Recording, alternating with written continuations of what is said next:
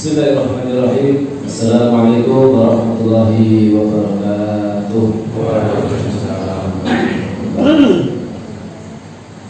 Innal hamdalillah nahmaduhu wa nasta'inuhu wa nastaghfiruh wa na'udzu billahi min shururi anfusina wa min sayyiati a'malina. May yahdihillahu fala mudilla lahu wa may yudlil fala hadiya lahu. Asyhadu an la ilaha illallah wahdahu la syarika lah. Asyhadu anna Muhammadan abduhu wa rasuluhu la nabiyya wa la rasula ba'da.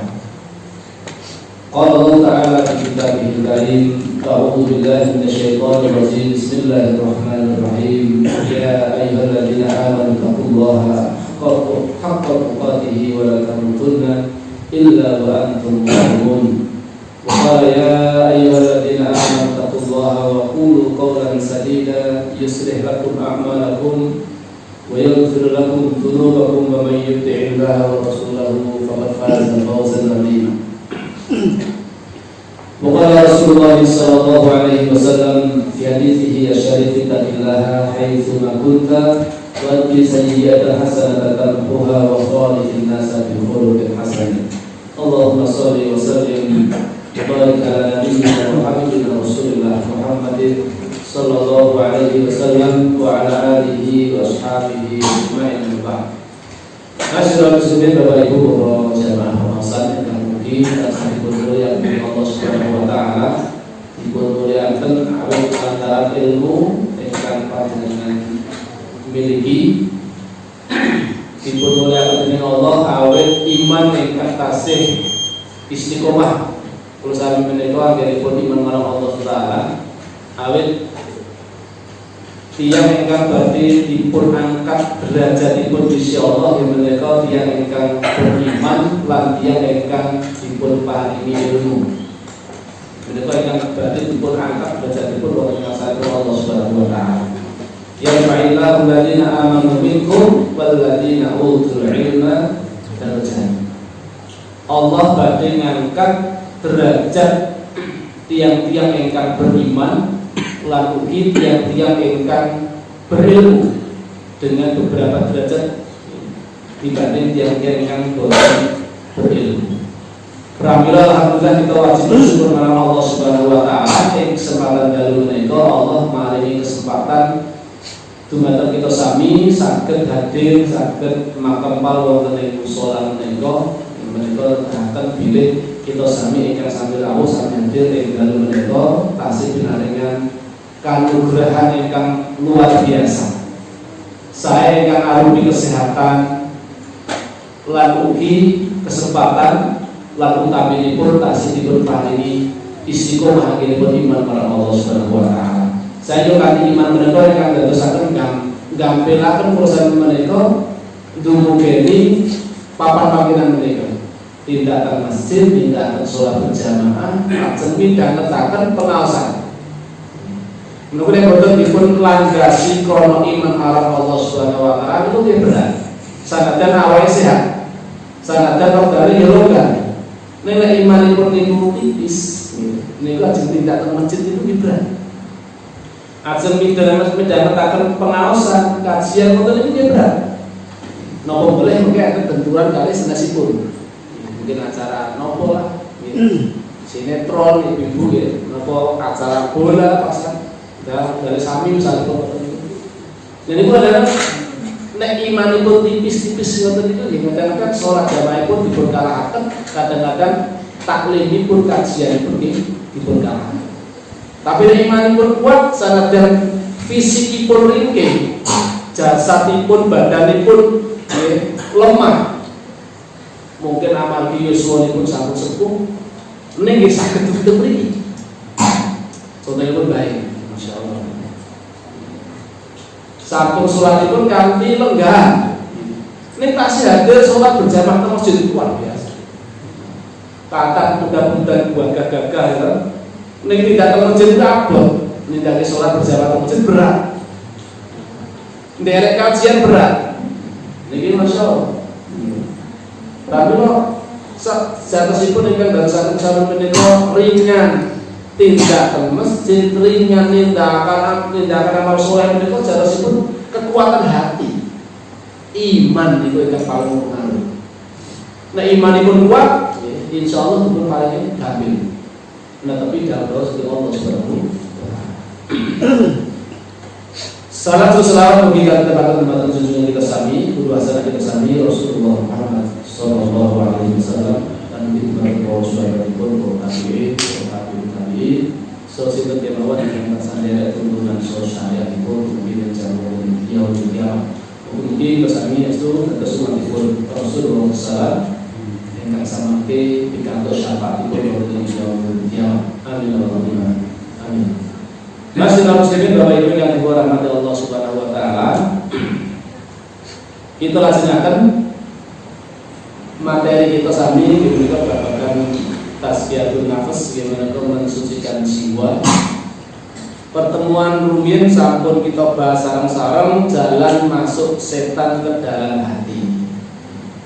Setan itu akan masuk ke dalam hati kita itu melalui celah yang mana?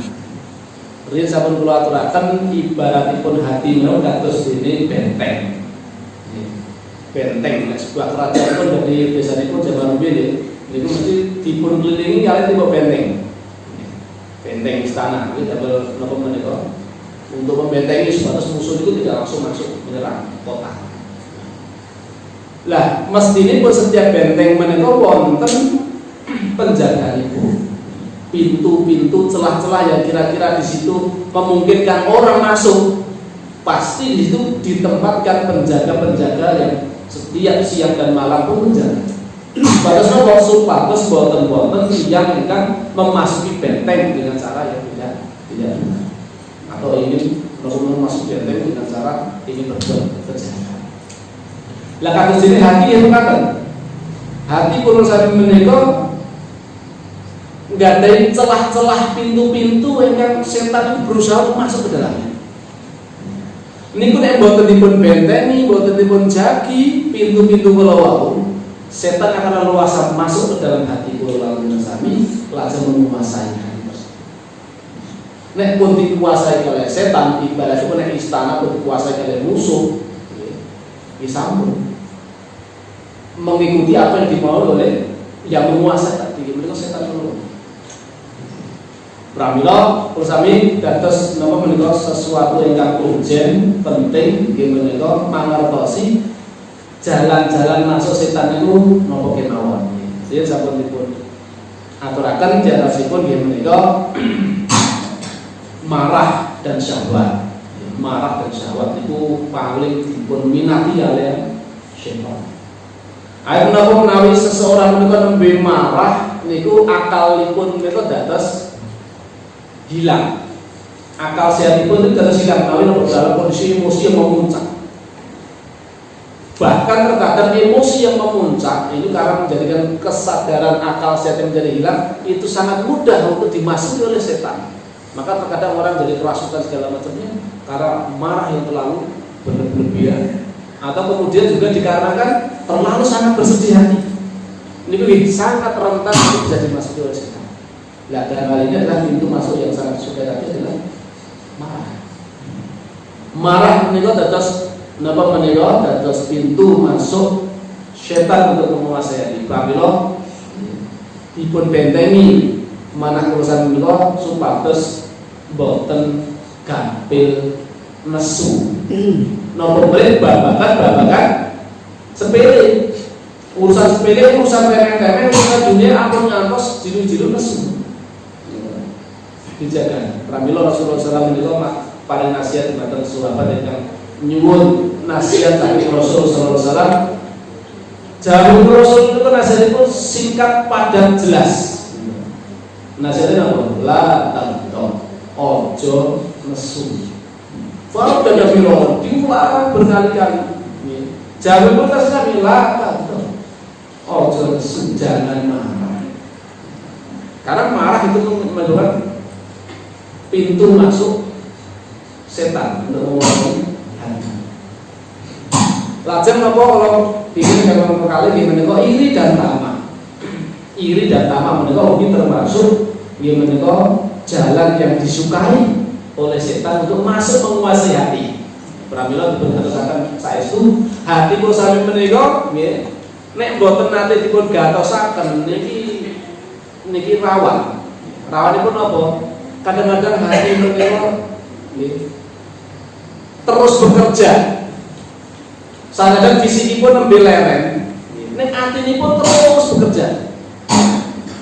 Pas napa menika siang-siang leyeh-leyeh gitu. Sak pribadipun yang berdamel misalipun ngoten niku. Niku kadang hati niku leren walaupun fisikipun leren, ning atine ora leren. Tonggoku kaya omahe wis nyape. Kok omahku ora ndak-ndak. Kok ngene wae nasib. Iri, timbul rasa iri, hasad dalam hati.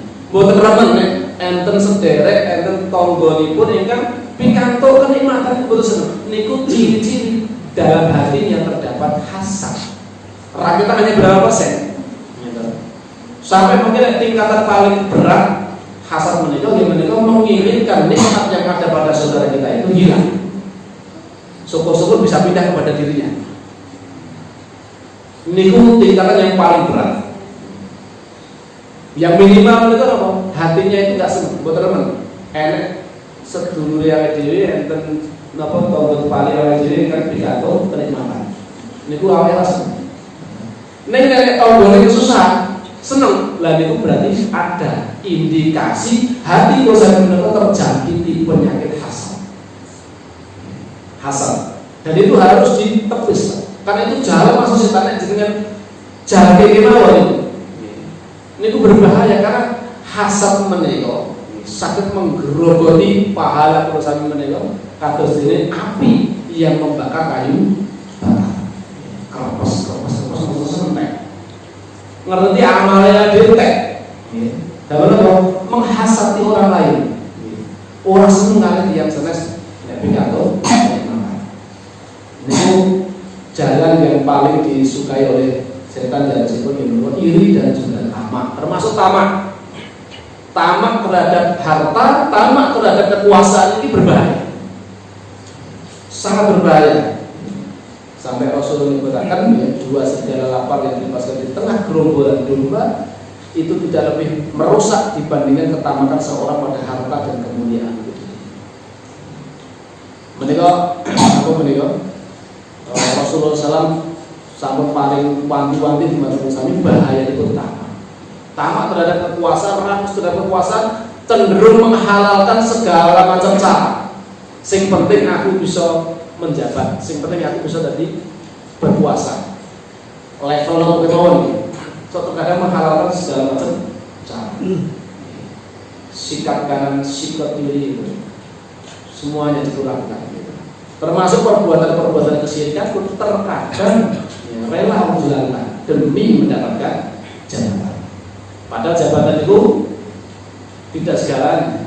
Jabatan menika boten jamin panggesanan perusahaan menika bakalipun bahagia.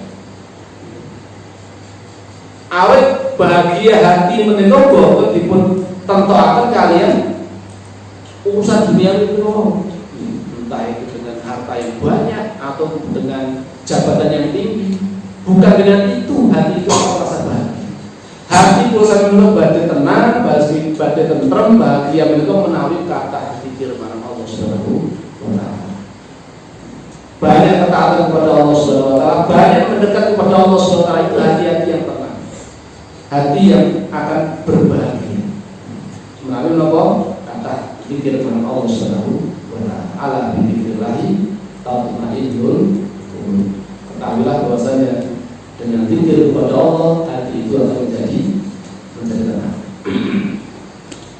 Pintu setan lainnya yang berbahaya adalah kenyang lantaran makanan. Terlalu kenyang menika ugi berbahaya. Niku pintu masuk setan yang berikutnya. Pramila setan itu berusaha supados anak Adam itu nek mangan iki berlebihan. Makan sepuas-puasnya. Boten terkontrol. Nah itu rusak awalnya ya rusak hati. Terlalu banyak makan ini akan menimbulkan syahwatnya semakin kuat, menguatkan syahwat. Dan syahwat cenderungnya itu adalah inna nafsa la'amaratun bisu.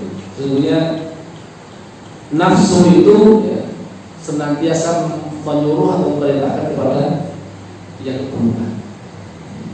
Nafsu itu cenderungnya itu menyuruh perbuatan yang maksiat. Itu contohnya hawa nafsu. Maka ya, jalan untuk menutup celah menika tentunya pun ya, untuk tidak berlebihan dalam urusan makan. Bangunan ya, kata-kata pun nopo menika penyakit itu rata-rata pun lantaran pun menika saking perut urusan makan.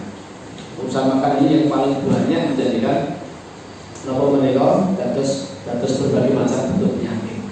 Entah darah tinggi, entah kolesterol, entah nopo macam-macam ini. Untuk segala macam penyakit menika rata-rata sakit perut.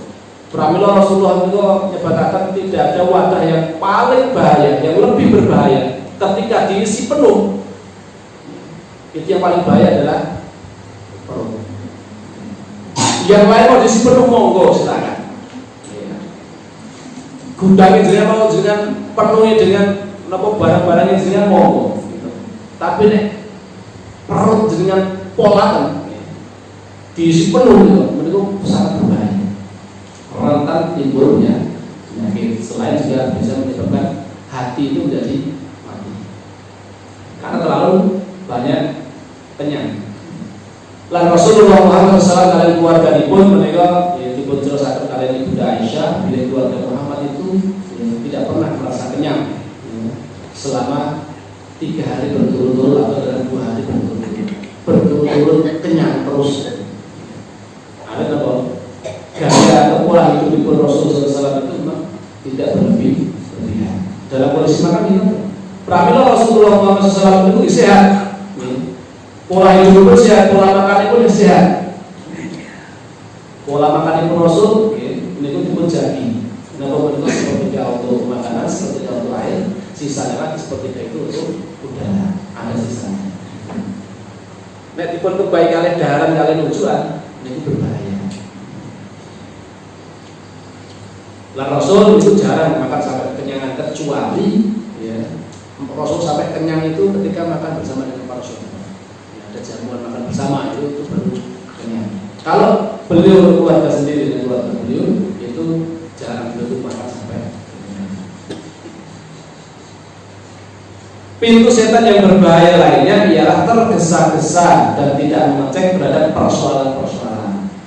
Ini juga berbahaya. Tergesa-gesa. Al-ajalatu minasyaiton wa ta'anni minallahi ta'ala. Tergesa-gesa itu berasal dari setan dan berlahan-lahan, maksudnya berhati-hati, tidak tergesa-gesa itu berasal dari Allah Subhanahu wa taala. Napa boleh dengan nampi suatu berita, informasi, ampun langsung segera disimpulkan. Oh, berarti kalau kayak tenang. Padahal barangkali itu persepsinya salah. Kadang-kadang salah. Ada video dipotong. Misalkan potongan video, akhirnya pun wasit potongan itu sing dalam napa menyusun persepsi ini wow sesuai dengan potong napa menika film atau video wow. Padahal yang itu sejarah ternyata tidak seperti itu ternyata. Nah ini nek boten diproses, boten ditabayunaken menika dados persoalan. Zaman Nabi SAW mungkin nanti nalika Rasul mendakwakan sekelompok sahabat untuk menyelidiki suatu kaum apa yang mereka lakukan. Ya. Ternyata belum di napa menika dereng dipun cross check sampai kebenarannya seperti apa, tiba-tiba langsung disimpulkan sendiri, wah ini mau menyerang, mau melawan Nabi. Ya. Kemudian langsung laporan kepada Nabi SAW. Kalau Rasulullah SAW tidak cross check terlebih dahulu bahaya. Maka kemudian lalu menerima turun ayat itu Fakat Bayaru itu tidak ada fasiku bin abai itu. Apabila datang seorang fasik yang kemudian membawa berita, maka kemudian diberitakan untuk bertabayun. Seperti apa informasinya? Ternyata Rasul kemudian proses memerintahkan seperti yang lainnya. Oh tidak, ternyata mereka bukan untuk melawan, tapi mereka sedang mengumpulkan untuk memberikan zakat kepada Rasulullah SAW, bukan untuk melawan ternyata. Coba kalau kemudian disimpulkan dari kebenaran dari Rasulullah SAW, oh berarti mau melawan, berarti langsung dikirim pasukan perang, jadi masalah. Mestinya mereka tadi sudah mau masuk Islam, ya sudah mau menyerahkan zakatnya, tiba-tiba kemudian itu malah mau diperangi, dan berbahaya, fatal. Pramila dalam Islam wonten ingkang naminipun nggih menika tambahan. Minta penjelasan apa yang dimaksud dengan ucapannya. Tidak tergesa-gesa dalam menghukumi sesuatu. Awet ini berbahaya melalui tergesa-gesa. Dalam segala hal Rasul menika ya tidak suka sesuatu yang tergesa-gesa. Tidak termesir misalnya itu. Rasul nggih boten remen. Tidak termesir itu tergesa-gesa. Sanadyan mereka apa menika sampun komat misalnya pun motor ini. Jadi tasih perjalanan mereka ini putusah terlalu berjalan, misalnya pun jalan biasa dengan tenang, nggak usah berlari-lari. Melayu-melayu akhirnya pun berputar barisan terus apa menika benora masbur misalnya pun motor ini. Sampai akhirnya pun mos-mosan masuk nomor barisan mos-mosan. Dan ini kan mengurangi kekhusyuan jenengan di dalam melaksanakan sholat. Kalau tenang itu kan hati sudah tenang. Kalau ketinggalan yang sudah dilengkapi, ditambahi, tidak perlu kemudian sambil berlari, dan segala macamnya. Banyak ya, dalam syariat Islam itu diperintahkan kita untuk tidak tergesa-gesa dalam segala urusan. Nopo boleh memutuskan suatu hukum, ya, terus qadhi, terus hakim, tidak boleh kemudian memutuskan secara tergesa-gesa. Ya, harus betul-betul jelas jernih persoalannya baru kemudian diputuskan. Karena itu termasuk dari pintu dari syaitan, tergesa-gesa. Termasuk pintu setan yang berbahaya lainnya ialah bakhil dan takut miskin.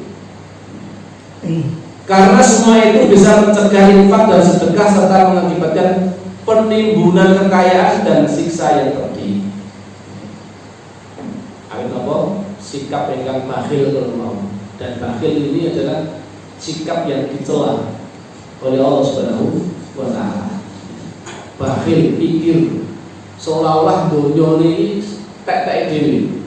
Kabeh koron sugih betul-betul kados bekaten ternyata koron itu bakhil luar biasa.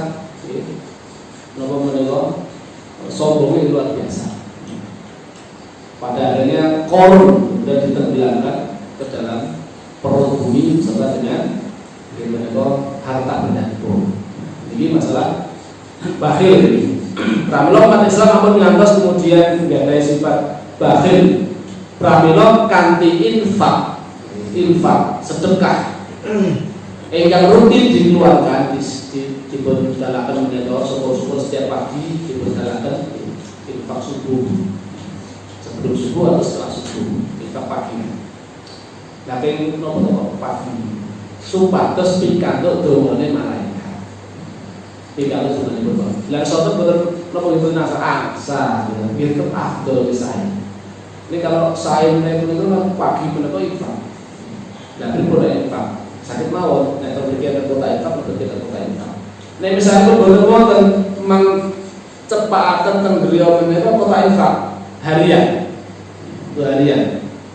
Jenengan masukkan mriku sak mampune jenengan, sak ikhlase jenengan. Ikhlase pakai 5.000 per hari, 5.000 per hari. Niku lek pun kumpulke ping 30 dina ngoten nggih, ternyata dibuka iku lumayan. Berarti dari 5.000 ping 30 berarti pun 150. 150 itu lumayan Pak. Lumayan. Ini pun infak dipun kumpulaken mungkin pun kumpul serahke takmir masjid utawi damel pondok pesantren utawi damel menapa menika lembaga dakwah apa-apa kemawon utawi damel jenengan nyantuni fakir miskin sekeliling jenengan niku ya saya. Tonggo jenengan enten sing kekurangan pun jenengan pendhetke saking harta infak ini kuwi jenengan tumbake sembako paringi bapak itu ingkang sampun jumpu napa-napa. Niku saya. Kanthi infak harian niku wae saged. Satu kumpul banyak akhirnya belanjakan 1 bulan keluarga. Itu untuk menghilangkan sikap bakhil dan takut fakir. Awet sedekah menika boten dadosaken kula sami menika dados miskin. Mana qasad sedekahun min ma'in. Tidaklah sedekah itu akan mengurangi sesuatu pun dari harta benda.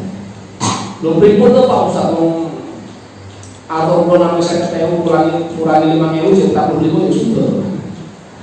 Sudah itu sudah, tapi kita nggak tahu keberkahan Allah itu diturunkan. Lantaran persenjataan kalau sudah. Tentu niat pun patus dari Allah Subhanahu wa taala, patus balas dari Allah Subhanahu wa taala. Bukan karena niatnya ben, itu dilipat gandakan. Awal keberkahan tidak mesti harus berupa harta benda. Mungkin jenengan tuntutnya ben dikabulke ning donya terus gitu.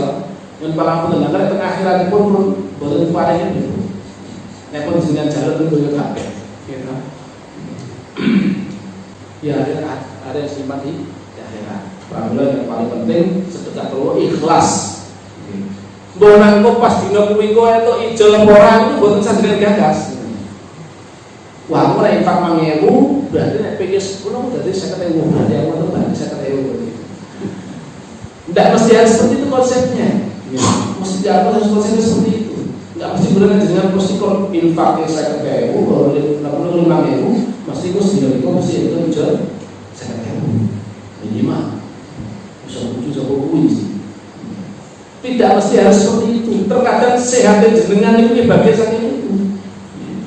Jenengan dipun paringi sehat, alhamdulillah, kemudian itu sakit mawon itu saking gemari pun jenengan infak sedekah. Akhirnya pun kudune nang rumah sakit ora perlu nang rumah sakit. Kalau jenengan sebagai lahiran kudune sesar, alhamdulillah ternyata normal, ora kudu sesar. Itu termasuk sakit kemudahan saking Allah Subhanahu wa taala. Ternyata putra-putri jenengan datang putra-putri yang soleh-solehah, gitu. Sakit mawon keberkahan itu sakit mawon itu. Keberkahan itu ziyadatul khair, bertambahnya kebaikan. Pramila aku diukur oleh aku infak sampai ini kudu itu tambah sampai hitungan matematika. Aku itu hitungan dari Allah Subhanahu wa taala.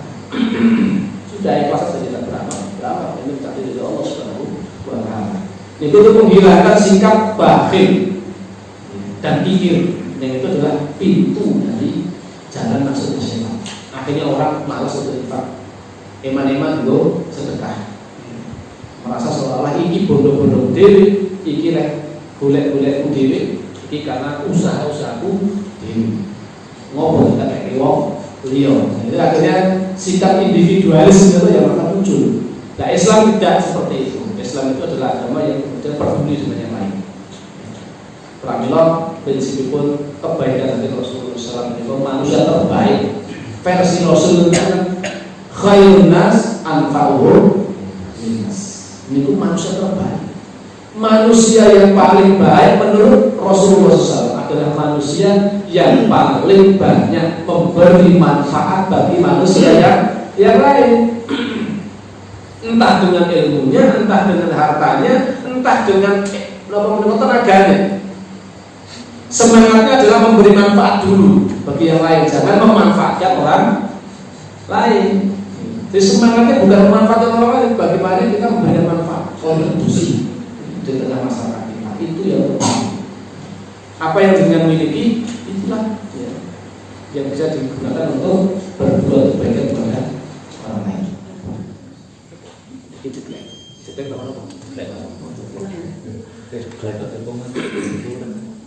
saking jago makin ngene dalan.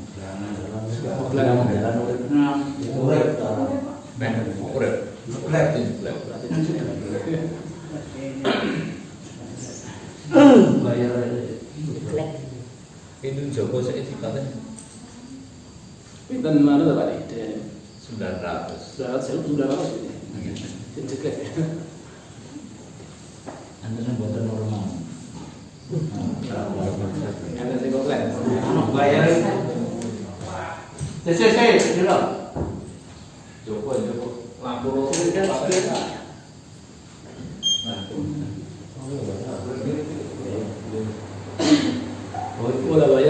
kita perlu ukuran dapat ya. Zero itu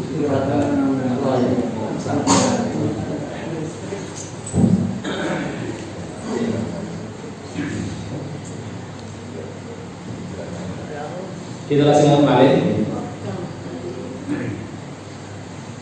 Lah, termasuk sifat saking tiyang ingkang bertakwa, tiyang ingkang pikantuk jaminan masuk jannah, tiyang ingkang dipun napa menika sediaken dumateng tiyang kula wau bebenah nggih menika tiyang-tiyang ingkang mutaqin. Karakter tiyang mutaqin menika ciri-cirinipun nggih menika alladzina yunfiquna fis sarra'i wad dharra. Niku ciri-cirinipun. Tiyang ingkang mutaqin, tiyang ingkang bertakwa marang Allah Subhanahu menika karakteripun menika yunfiquna. Mereka senantiasa menginfakkan hartanya fis sarra'i wad dharra. Dalam kondisi lapang maupun dalam kondisi sempit. Pas lapang nggih infake rada akeh, pas sempit yo tetep infak sanajan infake mungkin rada sudun. Nek infak niku dados karakter yang bertakwa. Pramila monggo kali pengenipun napa menika dipun sebat dening Allah Subhanahu wa taala setiap kang mutaqin ingkang napa menika dipun sediakan jannah dumateng mutaqin kula wau dipun lazime yang namanya infak lan sedekah. Lan caranya pun niku wau melazimi setiap pagi dia masukkan berapa nek berarti mati duit 2000 nek boten nggih jenengan napa menika 500 rupiah sakit 500 rupiah itu pun lari-lari itu paling 500 rupiah betul-betul gitu paling 500 rupiah betul-betul 500 rupiah buat ngopo 500 rupiah untuk baik 1000 rupiah itu jarang-jarang arang-arang jatuh duit sewunan itu jarang-jarang kalau jatuh mingguan walaupun saya akan 1000-an di saya akan kalau jarang-jarang jadi pula intinya pun tetap berinfak supaya sebab niki karakter yang bertakwa lan supaya boten napa menika hati usaha menika dipun masuki oleh setan yang namanya pun melalui jalan pintu kikir, bakhil, pelit. Lajeng pintu setan yang berbahaya lainnya adalah fanatik terhadap suatu madhab serta iri dan dengki terhadap musuh dan memandang mereka dengan rendah dan hina. Napa melih sami-sami napa menika tiyang Islam pun mung gara-gara beda beda organisasipun. Beda tata cara ibadahnya kok beda. Kono kae subuhane ra nganggo kene yang kulo bisa ngono. Amun ngantos gara-gara perbedaan masalah, siji nganggo kunut, siji ora nganggo kunut, siji bismillah diwaca banter kali bismillah diwaca pelan. Niku dados masalah. Akhirnya pun dados permusuhan satu sama lain amun ngantos. Nggih. Alat persamaannya pun tasih langkung kata selama yang diibadahi menikmati Allah yang maha kuat bukan yang dituduhkan yang viral Allah berumah bukan itu Allah kita maha segala lagi tidak sebagaimana dituduhkan ke orang yang tidak bertanggung jawab itu yang menuduh Allah berumah katanya. Nah itu yang kalau orang yang mengatakan Allah berumah itu adalah orang Islam, ya itu mungkin jadi masalah bagi agama yang lain, masalah bagi agama yang lain. Tapi karena yang mengatakan ini adalah agamanya bukan orang Islam, ini masalah buat kita. Karena berarti yang dimaksudkan Allah siapa? Dalam tulisannya ini, nggak mungkin dia akan mencela Tuhannya sendiri, nggak mungkin. Ya berarti yang dituliskan adalah Tuhan kita, umat Islam. Karena kata-kata Allah sendiri hanya dipakai di sini hanya dua agama saja, Islam dan Nasrani. Nasrani dengan adanya Kristen Protestan maupun Kristen Katolik. Protestan sama Katolik sama-sama Nasrani-nya. Sama-sama Nasrani walaupun mungkin beda sektenya. 31 Islam. Lah orang ini yang mengatakan ini bukan orang Islam. ya, entah Katolik entah Protestan, ya, dari itu. Tidak mungkin dia akan mencela agama atau Tuhannya dia sendiri. Berarti tinggal satu, ditujukan pada siapa ini? Ya Allah yang mana Islam berarti kan begini. Yang menganggap Allah itu lemah, ya. Sedangkan Allah itu tidak lemah. Allah itu yang maha kuat segala macamnya. Alhamdulillah. Ya. Jadi ini bentuk pelecehan yang luar biasa. Maka ya Ustaz kalau mendengar itu marah. Iya harus marah. Umat Islam itu yang beriman pada Allah Taala, yang mengagungkan Allah, kemudian Allah yang dilecehkan, luar biasa. Ini lebih parah daripada Ahok. Dulu Al-Quran, kemudian selanjutnya Rasul kita, Rasulullah SAW. Sekarang sudah menjadi pada Allah Subhanahu Wa Taala yang direndahkan. Ini masalah. Ini di negeri yang mayoritas Muslim, Pak. Negeri yang mayoritas Muslim, mereka aja berani seperti itu. Bagaimana kalau kemudian kita yang minoritas? Apa saja? Yang mayoritas saja masih seperti ini kondisinya kita hari ini. Mereka dengan seenaknya sendiri kemudian melecehkan agama kita, menodai agama kita. Insyaallah. Ya kita tunggu aja nanti seperti apa. Kita kembali seperti ini dalam kajian Pulau Lamsani mengenai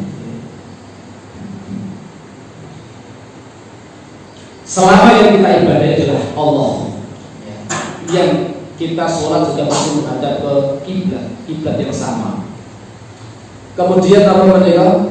Sholatnya kita juga masih meyakini 5 waktu, bukan 3 waktu, tapi 5 waktu. Kitab yang kita jadikan rujukan masih sama, yaitu kitab Al-Quran. Nabi yang kita jadikan panutan idola juga masih sama, yaitu Nabi Muhammad SAW. Rukun Islamnya pun juga masih sama, rukunnya adalah 5. Rukun imannya juga masih sama, yaitu rukun imannya adalah 6. Berarti masih saudara. Meskipun terjadi perbedaan pendapat, iya, tidak bisa dipisahkan, nggak bisa kemudian umat Islam itu sama semua, tidak ada perbedaan, tidak mungkin. Dan bahkan kadang-kadang itu perbedaan itu rahmat bagi umat Rasulullah SAW.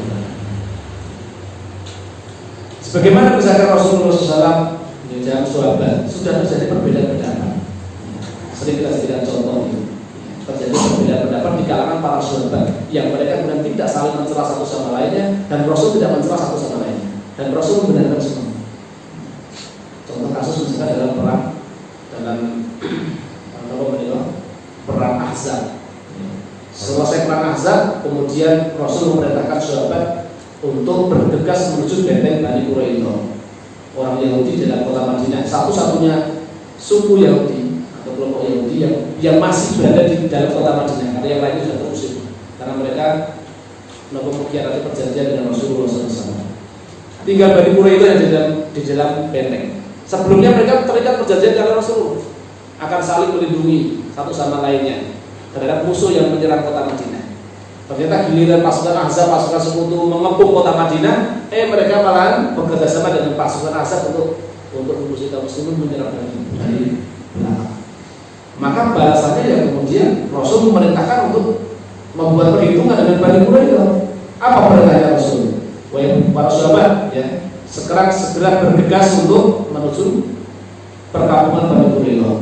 Dan pesannya, janganlah kalian melaksanakan sholat asar kecuali sudah memasuki, kecuali di perkampungan Bani Quraidah. Berangkat para sahabat, semangat berangkat. Ternyata di perjalanan belum sampai di perkampungan Bani Quraidah, waktu asar sudah masuk, bahkan kemudian mau selesai, mau habis. Maka sekelompok sahabat memutuskan beristirahat, ya, kita sholat asar di perjalanan. Karena nanti kalau kita sholat asar di Bani Quraidah sudah habis waktu sholat asar. Yang lainnya tidak. Ya. Kita mengikuti perintah Rasul. Rasul memerintahkan kita untuk sholat asarnya di perkampungan Bani Quraidah. Maka kita tidak akan sholat kecuali di perkampungan Bani Quraidah. Terjadi berbeda pendapat. Sebagian kelompok sahabat akhirnya melaksanakan sholat di perjalanan. Karena menyimpulkan bahwasanya maksudnya Rasul itu tujuannya adalah agar kita bersegera menuju perkampungan Bani Quraidah dan tidak berlama-lama, tidak berlari-lari di perjalanan. Tapi ternyata kita sudah maksimal dalam perjalanan, ternyata sudah belum sampai juga di Bani Quraidah. Yang lainnya kemudian tetap sesuai dengan instruksi Rasulullah SAW, yaitu sholat di perkampungan Bani Quraidah meskipun waktu sudah lewat sholat asarnya. Maka diceritakan itu sudah masuk waktu Isya, baru sholat asar, maghrib, Isya, jamak dulu. Yang kita kenal jamak itu ya antara maghrib dengan Isya, ya antara zuhur dengan asar. Apa yang asar dengan maghrib ini belum ada sejarahnya, Pak. Soal dalam tadi itu. Karena apa? Ya, mengikuti instruksi zahir hadisnya seperti itu. Nah ini kalau tidak saling menghormati satu sama lain, ini jadi masalah. Hari ini pun jadi masalah. Dan setelah itu berita itu dipun sampaikan kepada Rasulullah SAW, ternyata Rasul tidak menyalahkan kedua-duanya, semuanya dibenarkan oleh Rasulullah SAW. Itulah bijaksananya Rasulullah SAW. Semua tidak salah. Ternyata tidak salah. Maka jangan sampai kemudian sekarang gara-gara perbedaan dalam urusan furu, dalam urusan cabang, atau dalam urusan umat Islam berpecah belah. Yang suka adalah orang-orang yang tidak senang dengan Islam. Padahal bersatu itu, ukhuwah Islamnya itu adalah perintah dari Allah Subhanahu wa Ta'ala. Kita diperintahkan untuk bersatu. Wa qasimu bihamdillahi jami'an wa la tafarraqu. Berpegang teguh kalian dengan tali agama Allah, dan jangan kalian berai. Ini ajaran dari perintah dari Allah Subhanahu wa Ta'ala, mengajarkan untuk kaum muslimin saling bersatu supaya kuat. Kaum muslimin tidak mudah dipecah belah. Nek umat Islam gampang dipecah belah, ya domba, ya akhirnya jadi persoalan. Umat Islam jadi lemah. Musuh-musuh Islam akan menjadi semakin berani, akan semakin banyak yang mencela agama kita. Kenapa? Umat Islam sudah lemah sendiri. Satu sama lain sudah diadu domba dan yang lain sebagainya. Dan banyak kasus melit nih, namun menelok dalam peristiwa di zaman Rasulullah, para sahabat sudah terjadi ada perbedaan, akan tidak bersama. Ada di dalam misalnya pun dalam suatu peperangan, ada yang kemudian mereka tetap berpuasa, ada juga yang kemudian tetap mereka membatalkan puasanya supaya biar lebih kuat. Dan Rasul tidak menyalahkan satu sama lain. Ini kadang-kadang kita mesti harus bijak di dalam mensikapi, jangan sampai kemudian kita terlalu fanatik dalam satu mazhab tertentu yang kemudian kita merasa kita lah yang paling benar, sehingga kemudian menyalahkan orang lain yang mungkin berbeda dengan kita. Barangkali ilmu kita yang belum sampai, sehingga kemudian kita merasa kita yang sudah paling benar, yang lain itu adalah salah. Kalau kemudian kita yakini inilah kita yang benar seperti ini, itu kita yakini monggo, akan tapi bisa menghormati ketika ada di antara sebagian umat Islam yang kemudian berbeda dengan kita. Karena para ulama pun sudah terjadi perbedaan. Imam Syafi'i pakai qunut, Imam Ahmad nggak pakai qunut. Dia sudah saling menyalahkan satu sama lain, sudah saling menghormati satu sama lain. Saya pun seperti itu. Kalau saya jadi imam, saya nggak pakai qunut. Karena saya meyakini, saya memilih yang pendapat yang tidak berqunut subuh. Tapi misalnya kalau terus imam dan terus makmum, imam itu kok qunut juga qunut, mau makmum kok. Masuk imamnya qunut malah rukuk ini. Kalau orang sujud ini tidak salah. Dan lain sebagainya. Terkadang itu teks hadisnya sami, kadang-kadang hadis pun sami, redaksi pun sami, hadisnya keluarnya juga sama. Ini cara memahaminya berbeda. Cara memahami kadang-kadang berbeda. Itu hasilnya pun, kesimpulan pun berbeda. Dan itu banyak dalam kasus seperti itu banyak. Kalau persepsinya yang berbeda macam itu, gimana nggak bisa kemudian kita salahkan. Pramila yang pun kadang-kadang enten yang sujud pun mendahulukan kaki terlebih dahulu. Ada untuk yang terlebih dahulu enten. Enten lagi yang mendahulukan tangan terlebih dahulu. Hadis jadi sekali sama, cuma jadi berbeda di dalam pemahamannya. Enten yang kan bar rukuk menika sedekah, enten yang lurus. Hadisnya sama, Cuma cara pahamnya berbeda, ini pun kesimpulannya berbeda. Kembali pada ke posisi semula itu, ada yang menganggap kembali posisi semula itu seperti sebelum sholat ketika masih lurus. Ada yang beranggapan kembali seperti semula itu adalah ketika berdiri, yaitu tangannya bersedekat, maka kemudian dia bersedekat. Maka dalam kondisi seperti itu saling menghormati kalau seperti itu. Ya, tidak usah kemudian kita saling menyalahkan, walaupun mungkin kita meyakini inilah pendapat yang benar menurut kita berdasarkan ilmu yang kita pahami.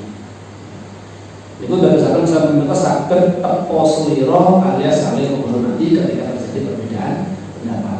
Dan pintu setan inilah yang paling juga termasuk yang digemari oleh setan hari ini. Suka mengadu domba kaum muslimin antar perbedaan wow.